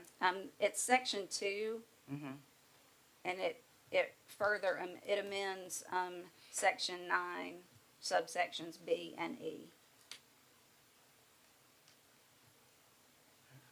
So as long as they follow the open meetings rules, I'm good with that. If they're Yes. having to do some extra stuff, This that's is not. nuts. I mean, this, if they this can't is have not- if we can have an emergency, the difference in an emergency and what's the other Special one? call. Special call. Special call. Okay, they should be able to do have the same ability to do what we're And doing. currently they currently cannot. Okay, like I said, my only problem with this was that, nothing is specified. We're not saying exactly what we're talking about. The open meetings records, that's fine. The first thing that you talked about in terms of them being able to dismiss the 5th member from the board, what if one of the other ones acting bad? It's gets up to rid the of them? party. It's up to their appointing party. So Okay, the judges appoint the fifth. The judges appoint the 5th. Party, judge. That's how the 5 members are picked.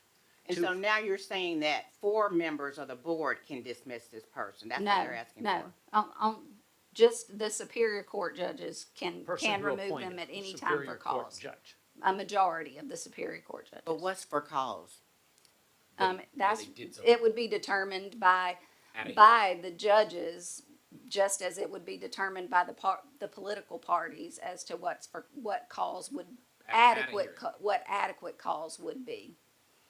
And that, I mean, that's gonna be, it could be because a citizen brings it to the attention, it could be because the staff brings it to the attention, or it could be because other members of the board bring it, or because you do. Does it say hearing?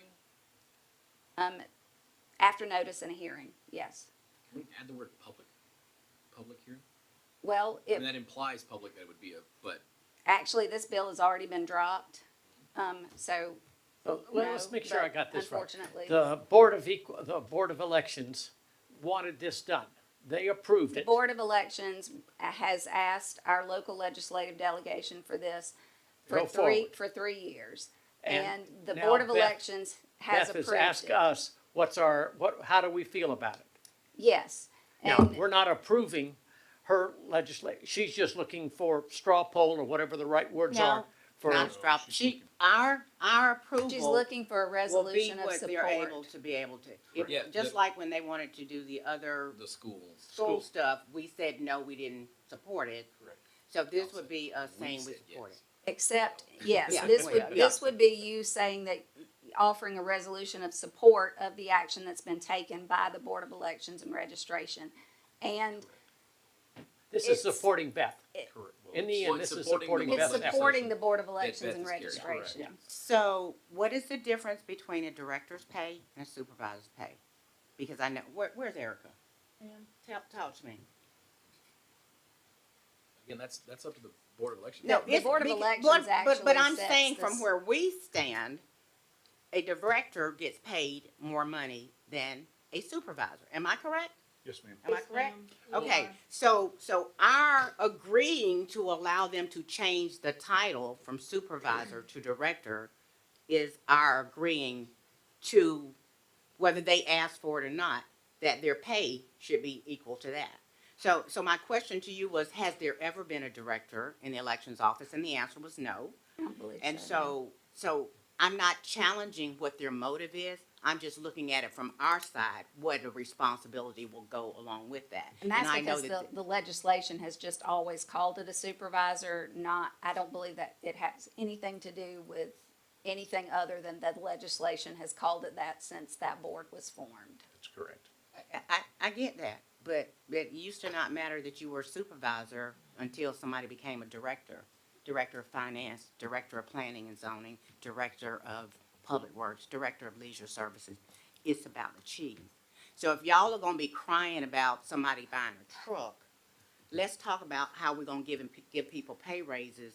We fuss at the courts when they do it, and we scrutinize their stuff. So I have a problem with that. I see that is some language that does not need to be changed. I'm okay with the rest of that, but if they want to give her a pay raise, I want them to give it to her or whoever they give it to, not based on us changing a job title. Do you have any do you have, you're their attorney also, do you have an issue with that? They have requested pay increases for her based on her being a director.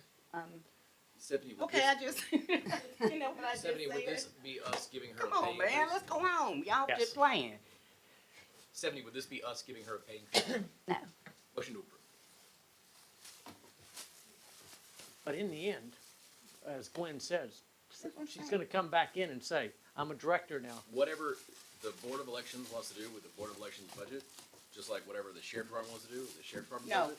And as in No, the it's past, not the it has, as in the past, it would be, the board would actually come to you and request, But because they Whatever. come under our personnel policy, a director gets paid a director's pay, am I right? Yes, sir. Yes, County ma'am. manager? Yes, ma'am. So are we gonna hold this legislation up because there's a name change from supervisor to director? We run around screaming at people about what the needs and the wants are, but when it comes to the election board, are we supposed to kiss their butt just cause they sent us some paper up here? Now, and I love you, Stephanie, but you're their attorney and you're our attorney. And today, I'm not feeling the love for the county, okay? I'm trying to look at our pocketbook. So yeah, fine. I I'll be fine understand with any of totally, that. I do not, that was not in any way part of the discussion in making any of these requested changes. And the Board of Elections and Registration has, of course, presented a resolution of support to Representative Camp, which she did tell me she thought was sufficient, but she had already at that point said, I think that the governor's gonna ask for a resolution of support from the Board of Commissioners. Exactly. Whether or not that's the case, because you are two separate bodies, I don't know, and I don't think she's actually sure, but it was already on your agenda, so I did not ask to remove it. Did Representative Camp ask us for something? Yes. Where's the letter? It's a text. She sent me a No, text. okay, so nothing has come to us officially. So again, my motion is to approve a resolution in favor of the action, in favor of supporting the action that the Board of Elections has taken and asking the state for this local legislation. That was my motion. All right, do I have a second? I'll second it. All right, any more discussion? All right, all those in favor, please signify by raising your hand. 3, all those opposed, like sign. 1, action carries, action passes. We will now hear a report from our county manager. Thank you, Mr. Chair. Just as an update, the Spalding County Animal Shelter is currently at full capacity. We're housing approximately 118 animals. This includes 35 cats, 60 dogs, 14 teen pups, and 3 baby puppies. Additionally, there are 6 animals in medical foster care. Your support in adopting or fostering these animals would greatly be appreciated. I'm working with code enforcement to deliver their dashboard for the April 7th workshop, so we'll be able to see the work that Luke and his team are doing. Our community development department is preparing for 2 very large meetings. One this week on March the 19th, and the second is next week on March the 27th. The BOC will hold the workshop Wednesday at 3 p.m. in front of the special called 6 p.m. meeting on March the 19th for discussion. So we get a chance to be here again this week. Yes, ma'am. Did you say a second public hearing on the 27th? Yes, ma'am. There is a second. Normal. That's the normal That's the time. normal meeting. Okay, so at 6 o'clock? Yes, ma'am. Okay. The meeting this Wednesday is at 3 o'clock for the workshop and at 6 p.m. for the special called meeting. Our construction crew continues to work to update the life safety upgrades to the former Handlighter building. Staff would ask that over the next couple of weeks, as we get into the April 7th meeting, that you consider standing up a naming committee, as the county now owns the property, and it would be a good opportunity for us to name that building in compliance with our process. Inlander. Chief Byrd will support the state fire services this week, as he will be teaching the new chiefs training class at the Fire Academy in Forsyth. Proud of the team that's doing this work. HR has scheduled a blood drive on March the 27th. Unfortunately, all slots are now full. So thanks to all That's who have good signed news. up for donating blood. As Did you mentioned, get anything for doing it? they actually get 4 hours of time off. So once you give blood, you get 4 hours of time. So The that's same day? yes, ma'am. Oh, yeah, that don't count. Oh. Just gotta go home and lay down. I mean, duh. As was mentioned earlier, T-Splice continues to be a success in our community, with 72.88 miles of roads completed and another 13 miles scheduled for this year. That will move us to 85 miles of road work over 4 years, with 1 year to go on our T-Splice program. The program planned to deliver 100 miles of road in 5 years, and we are on track to deliver 100 miles of road. So good So we for us. already had 5 years of collection that we look for? That's correct. Yes, ma'am. Yes, ma'am.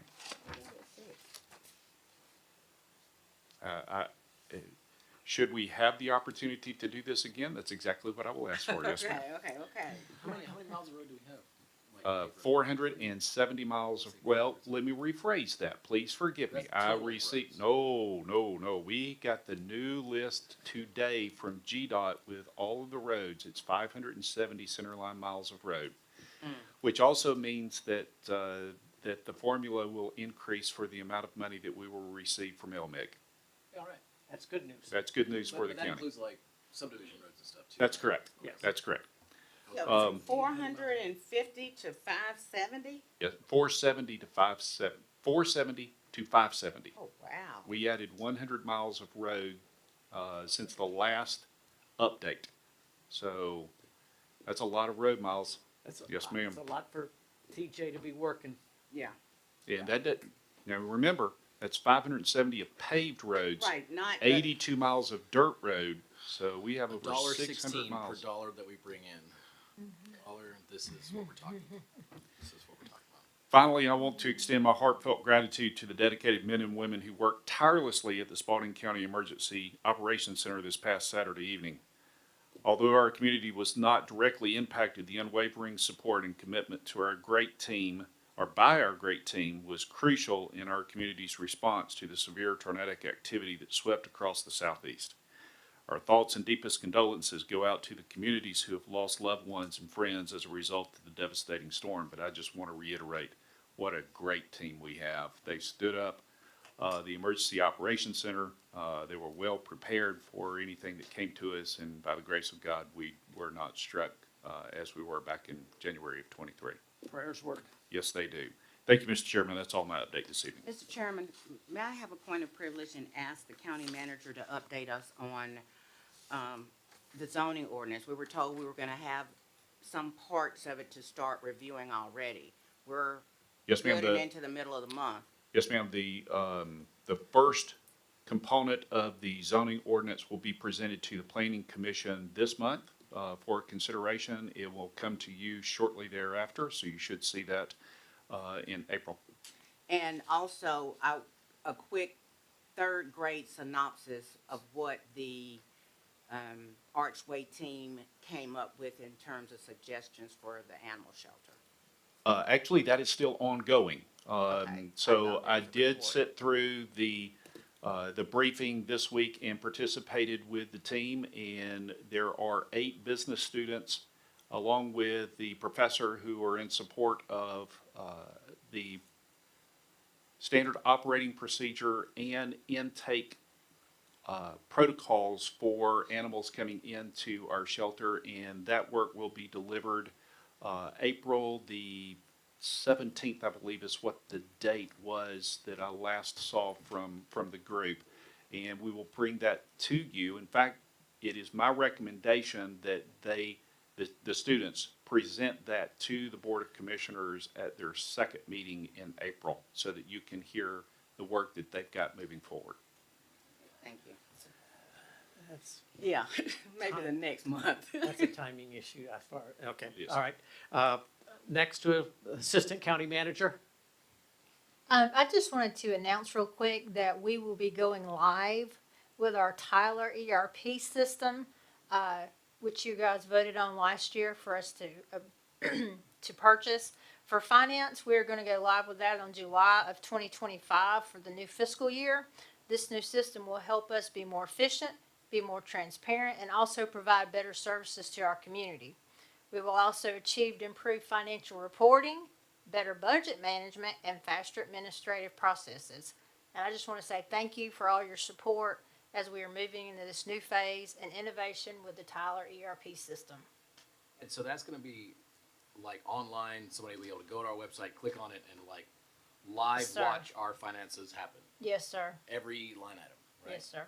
That's fantastic. Mr. Chairman, may I ask her a question? Erica, all of your finance records, are they going to be held in the new record repository as well, your paper records? Yes, ma'am, they will be. Everything Okay. will be digitized. And how soon are we doing that? That's actually a wonderful question, because the instruction to Ms. Dye was to bring that before the board at the April meeting, so that we could stand up that individual who will be working in that department to digitize all of our records management and move a very large amount of records from upstairs and across our community that we are currently paying.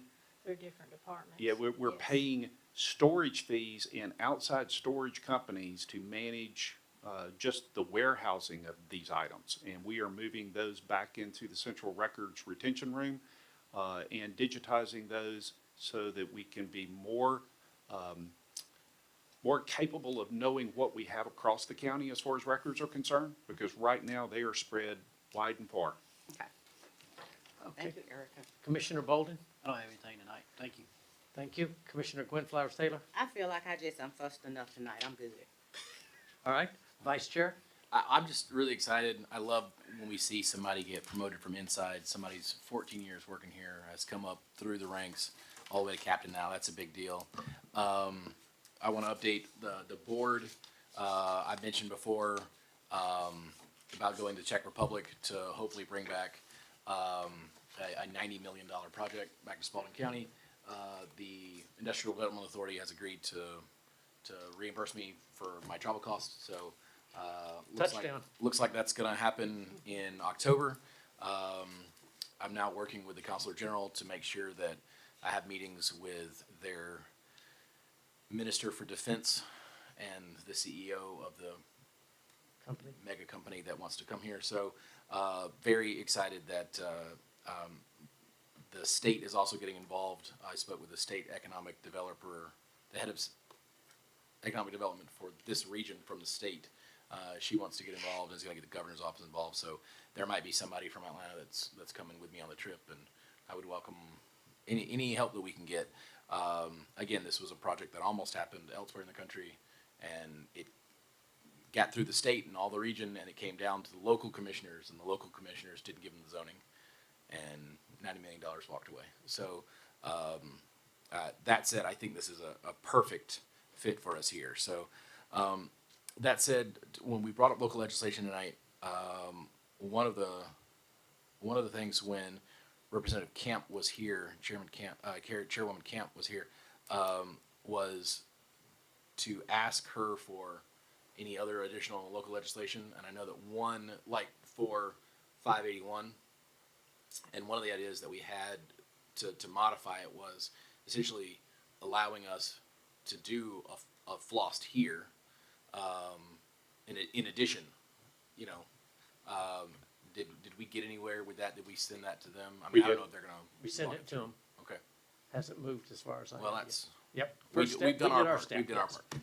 Okay, and that's all I've got. All right, thank you. I have a number of things. First, great job, County Manager, on Spalding U.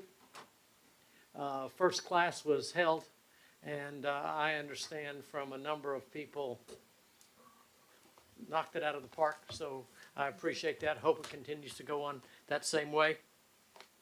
I want to reinforce to the public about coming on the 19th of March and voicing your opinions as citizens on what your desires are for the number of applications that have been submitted for zoning.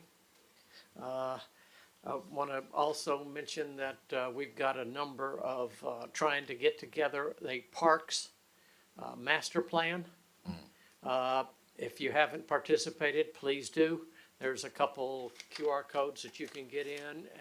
We've had a number of places around that you could go in and put dots on what you wanted in our parks and where you wanted them and things like that.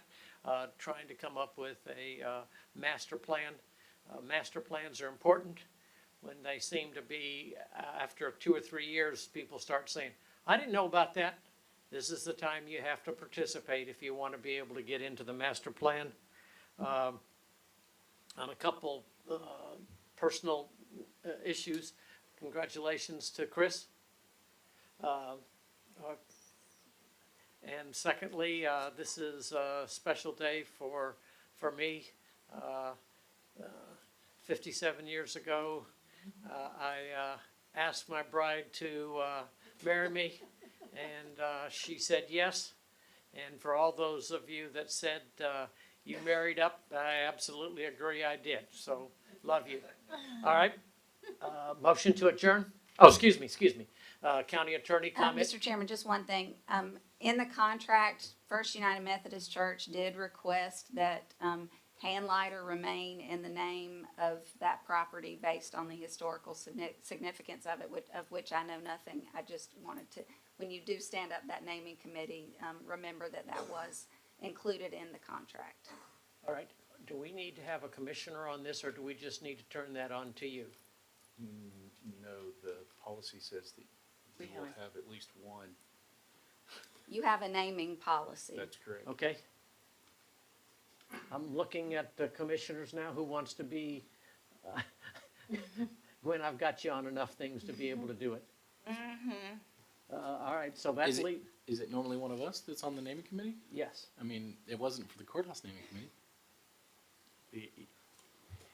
I mean, like when we, I would really we're just throwing that out there. I mean, request that at least one of you come and participate for this naming that committee. should be you. Okay. Or the other vet on the board. I know it.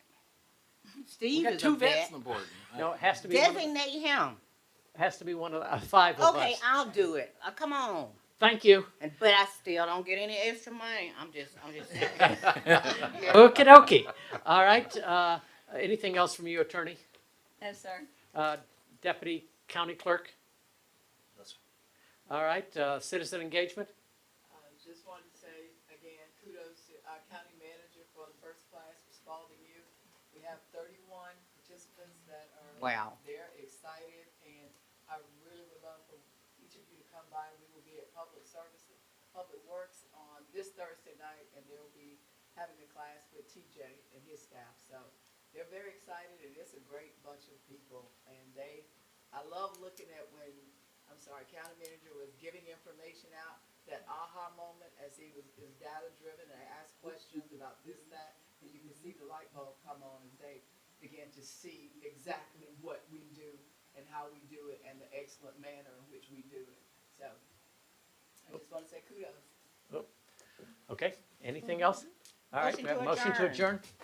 Do I have a I second? already said it. All those in favor, please signify by raising your hand. We're adjourned. Thank you.